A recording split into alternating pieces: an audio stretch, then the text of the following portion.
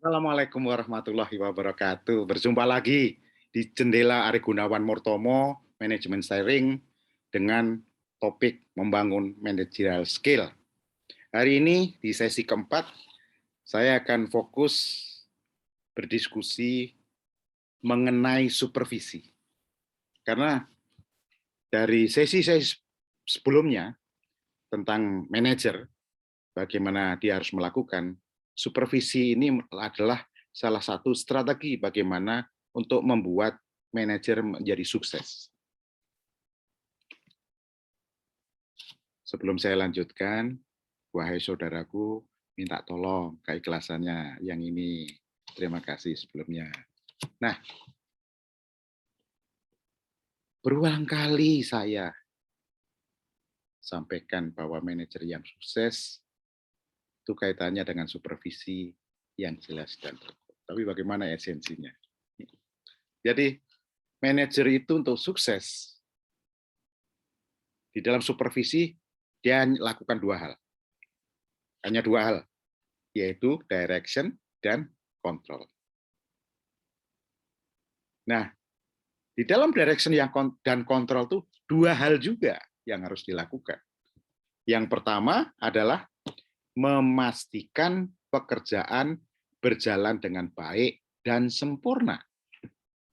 Yang kedua, memastikan anak buah mempunyai kemampuan untuk melakukan pekerjaan dengan sempurna. Jadi ada dua. Yang pertama apa? Memastikan pekerjaan berjalan dengan baik dan sempurna. Jadi prosesnya. Sesuai dengan SOP, sesuai dengan job description atau tidak, sesuai dengan strategi yang telah Anda perintahkan atau instruksikan secara tertulis dengan jelas dan terukur. Nah, yang kedua adalah memastikan bahwa anak buah Anda mampu melakukan pekerjaan itu. Itu tugas Anda, ada dua. Memastikan pekerjaan berjalan dengan baik dan sempurna, memastikan kemampuan melakukan pekerjaan. Nah, untuk mengimplementasi dua hal tersebut, strategi komunikasi Anda juga ada dua. Bisa otokratik dan bisa demokratik. Dua-duanya bagus. Tergantung Anda dosisnya.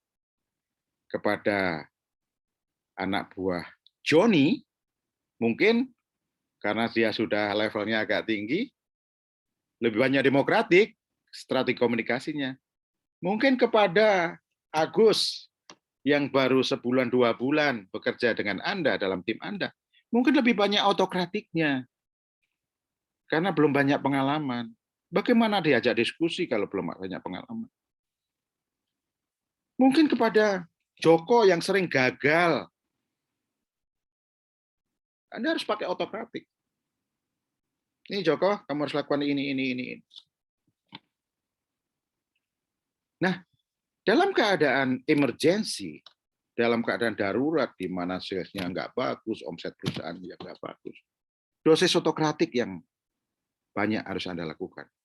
Anda harus pimpin betul what to do, how to do dengan jelas dan terukur.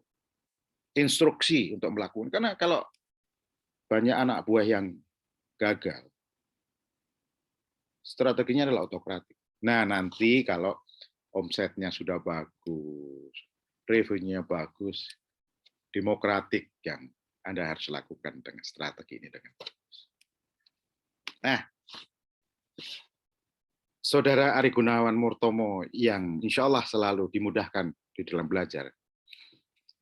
Kalau kita bicara mengenai supervisi, old style manager zaman dulu, old style manager, itu dulu itu sebagai pengawas. Dia lebih suka duduk di meja, mengawasi pekerjaan sebagai pengawas, dan sangat disiplin, menekankan pada kebijakan. Pokoknya gini, dan mempunyai mental seperti yang saya katakan ini. Coba, John, Anda lakukan seperti ini, tapi dia sendiri tidak melakukan.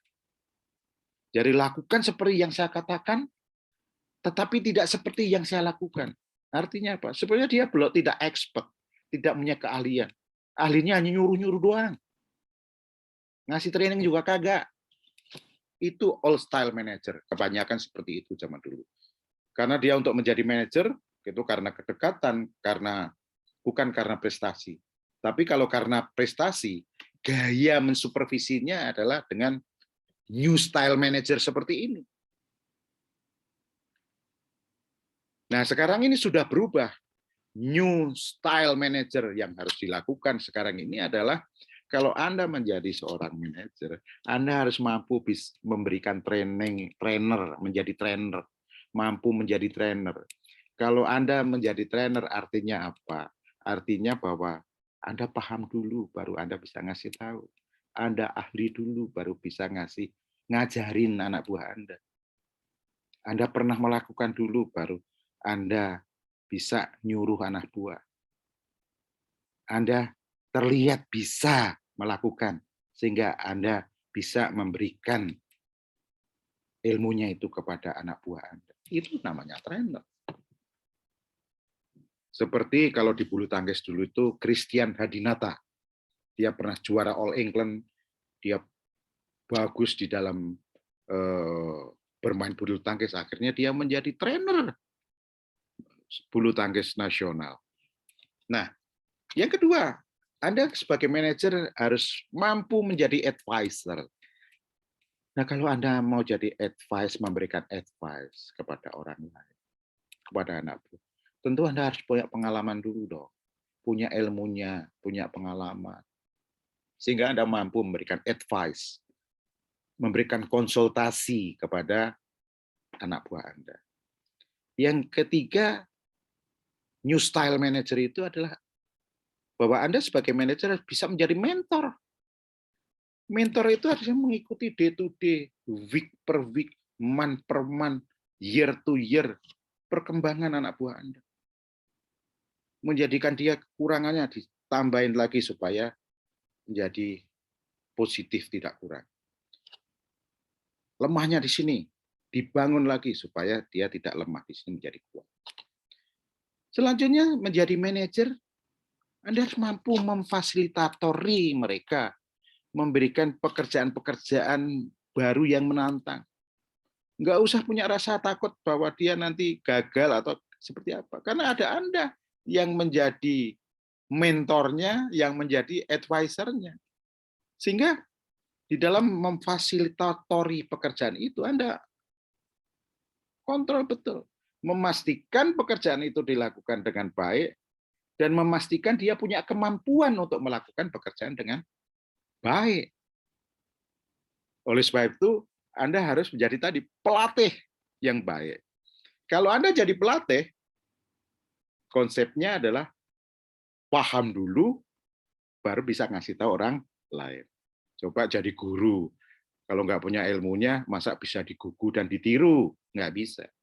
Menjadi pelatih itu harus apa? Seek to understand, then to be understood. Paham dulu, baru ngasih pemahaman kepada orang lain.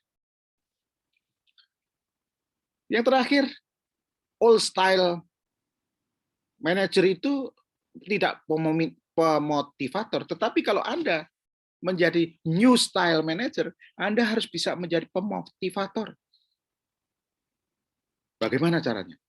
Ayo, Anda bisa, kamu udah punya ilmu, bisa lakukan, jangan ragu.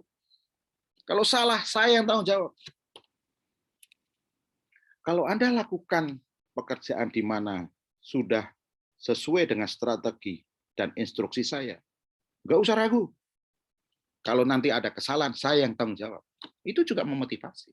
Dan Anda juga bisa, Anda sudah bisa lakukan itu.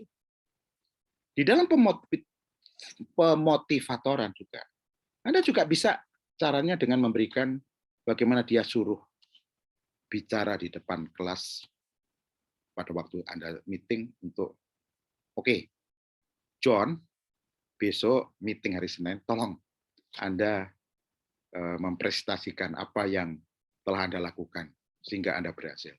Faktor-faktor apa yang telah Anda lakukan. Itu pemotivasian juga. Anda memotivator anak. Pada waktu ada pertemuan dengan atasan Anda, beri kesempatan sedikit Anda untuk anak buah Anda memaparkan sesuatu, di mana di dalam pemaparan itu bahwa keberhasilan-keberhasilan yang telah dia capai itu juga memotivasi, sehingga apa? Selalu plan small win, merencanakan kesuksesan yang kecil untuk menjadi besar. Dengan apa? Memberikan motivasi. Nah itu, jadi saudaraku yang tercinta, bahwa untuk menjadi manajer yang sukses, kita harus pakai new style manager. Apa? New style manager. Di mana sekarang sudah berubah, bahwa manajer itu harus melakukan dan mempunyai arah yang jelas di dalam mensupervisi dengan jelas dan terukur dengan melakukan apa? Bahwa manajer itu harus sebagai trainer, harus manajer itu sebagai advisor, manajer itu sebagai mentor, manajer itu sebagai fasilitator, manajer itu sebagai pelatih, dan manajer itu sebagai pemotivator. Nah, konsepnya sederhana, saudaraku. Konsepnya itu sangat sederhana menjadi manajer yang sukses. Memahami dengan sempurna terlebih dahulu, baru memberitahukan orang lain. Menjadi ahli dulu, baru bisa ngajari anak buah. Itu konsepnya. Nah, bagaimana peran manajer sebagai agen perubahan? Konsepnya satu kok, kalau mau merubah seseorang itu. Karena yang bisa merubah seseorang itu adalah ilmu pengetahuan. Berikan anak buah ilmu pengetahuan. Berikan anak buah pengetahuan, keterampilan, akhirnya punya pengalaman dan punya kemampuan. Sehingga anak buah Anda akan mampu untuk merubah diri sendiri. Nah, apa aja area yang harus dirubah di dalam Anda melakukan operasi bisnis? Yang pertama adalah mengenai biaya. Mengefisienkan biaya, meningkatkan produk, itu salah satu prioritas. Kalau itu bisa Anda lakukan, revenue-nya bagus, cost-nya affordable, margin-nya bagus. Untuk bisa melakukan perubahan tadi, memberikan pengetahuan kepada anak buah. Berikanlah peningkatan kualitas yang berlanjutan dengan memberikan training, memberikan pelatihan, menjadi mentor yang baik. 6 tadi, training, menjadi trainer, menjadi advisor, menjadi mentor, menjadi pelatih, ya, menjadi tempat ngeluh, dan sebagainya. Untuk bisa menjadi agen perubahan, Anda juga harus bisa menjelaskan pekerjaan dengan mudah, dengan konsep principle management. Membuat sesuatu, pekerjaan sesuatu yang susah menjadi mudah, mudah dipahami, mudah dimengerti, mudah dilaksanakan oleh anak buah, dan berhasil dengan sempurna. Itu yang harus Anda lakukan. Dan menurut saya, Anda sebagai manajer, Anda harus bisa mencegah kegagalan dan kecelakaan kerja, dan membuat program agar tim Anda, anak buah Anda tidak stres. Ciptakanlah environment yang enak gitu loh, cool gitu, tapi pekerja keras. Jadi menciptakan suasananya menjadi lebih tenang, anak buah jangan stres, supaya kemampuan, kalau nggak stres itu suasana aja lah. Tapi dia juga dikepikkan stres dari masalah pekerjaannya.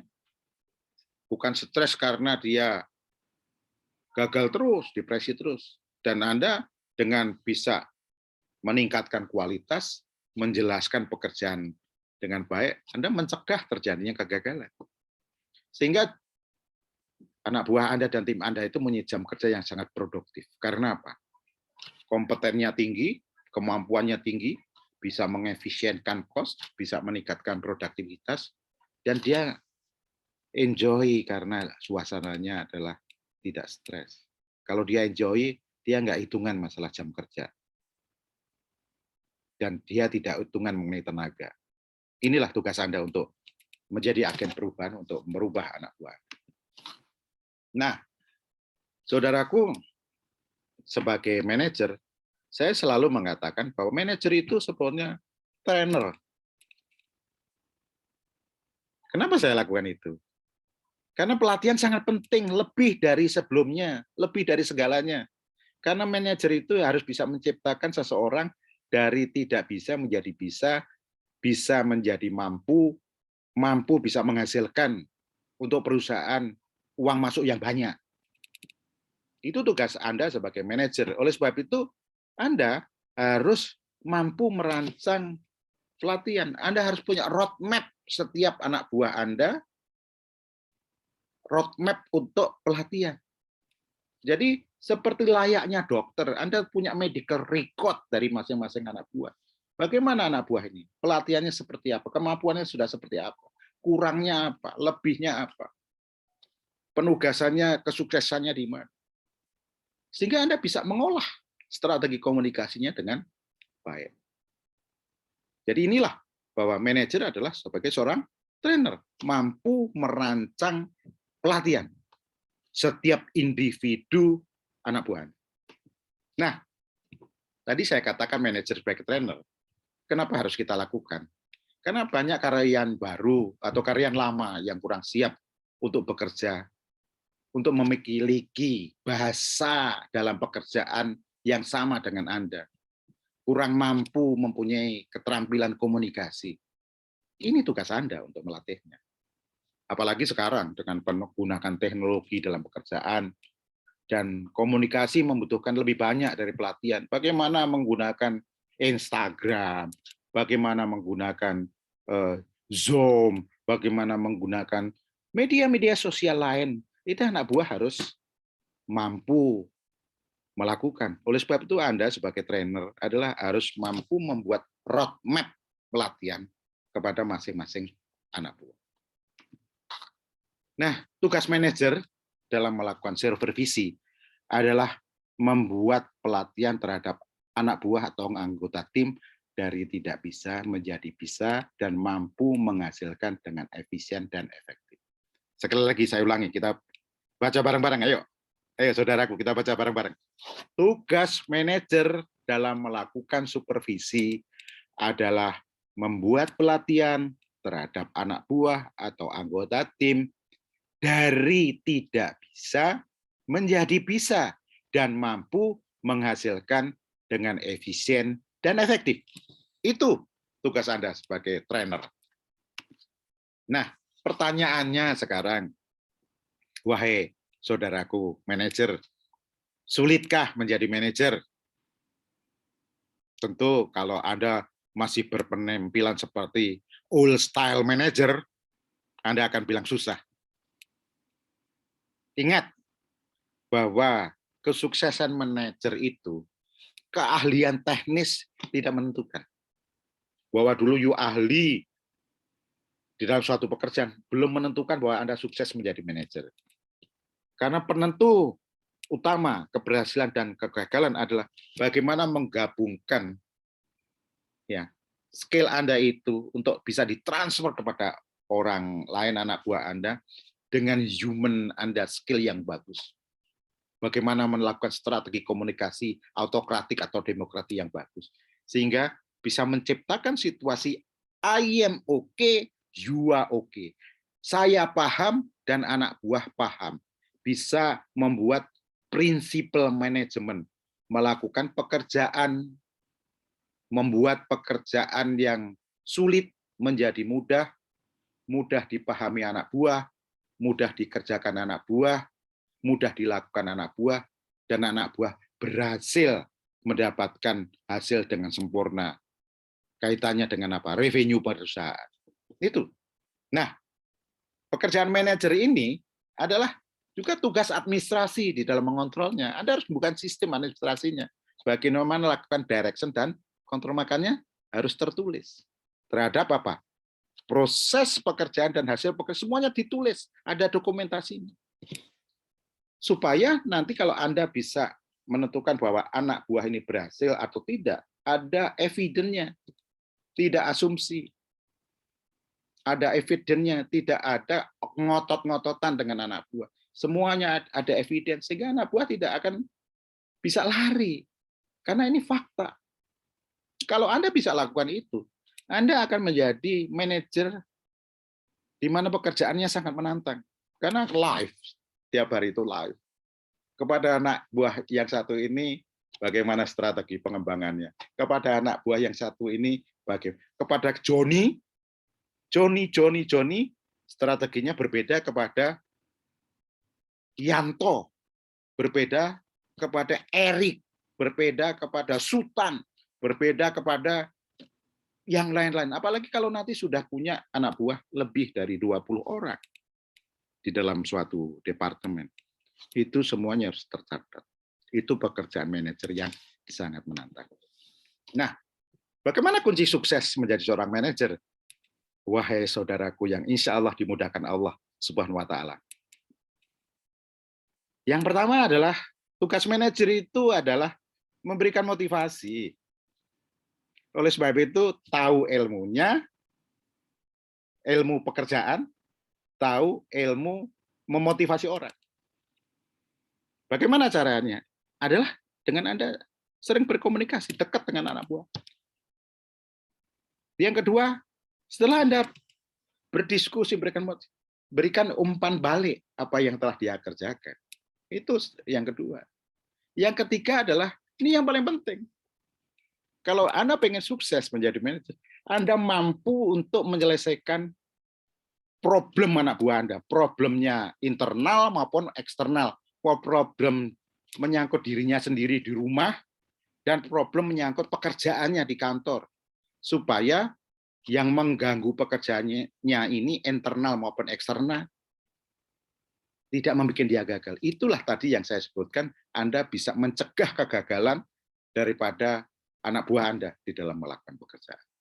Jadi yang pertama apa untuk sukses? Memberikan motivasi kepada anak buah. Yang kedua, memberikan umpan balik apa yang telah dia kerjakan, mana yang positif, mana yang negatif dirubah menjadi positif dengan bagaimana Anda berkomunikasi otokratik atau demokratik. Yang ketiga yang paling penting, menyelesaikan masalah anak buah kita. Menyelesaikan masalah yang membuat gagal anak buah kita. Bagaimana caranya? Ajak ngobrol, ajak diskusi, face to face, sering diajak minum kopi bareng, sering diajak berdiskusi, itu yang Anda harus lakukan. Jadi itu tugasnya. Nah, oleh sebab itu, di dalam summary yang kita coba rangkum bahwa mengenai supervisi ini, dalam melakukan supervisi, manajer harus melakukan supervisi jelas dan terukur. Supervisi menyangkut dua hal, direction sama kontrol. Apa yang di direction, apa yang dikontrol, ada dua juga. Memastikan pekerjaan berjalan dengan baik dan sempurna, dan memastikan kemampuan melakukan pekerjaan dari anak buah kita. Nah, strategi untuk melakukan itu bisa macam-macam. Melalui training, melalui coaching, melalui pemotivatoran, menjadi advisor, menjadi fasilitator, menjadi pemotivator. Saya 2 kali saya bikin itu karena ini penting banget, pemotivator. Nah, apa sih dengan training, coaching, advisor, menjadi fasilitator, menjadi pemotivator, goalnya adalah supaya anak buah dari biasa-biasa menjadi luar biasa. Kalau Anda sudah bisa menciptakan anak buah Anda semuanya luar biasa, sales-nya akan naik, revenue perusahaan akan naik, kantongnya akan tebel Anda, dan owner-nya akan cinta betul sama Anda. Sekian, saudaraku. Assalamualaikum warahmatullahi wabarakatuh. Mudah-mudahan berguna session ini.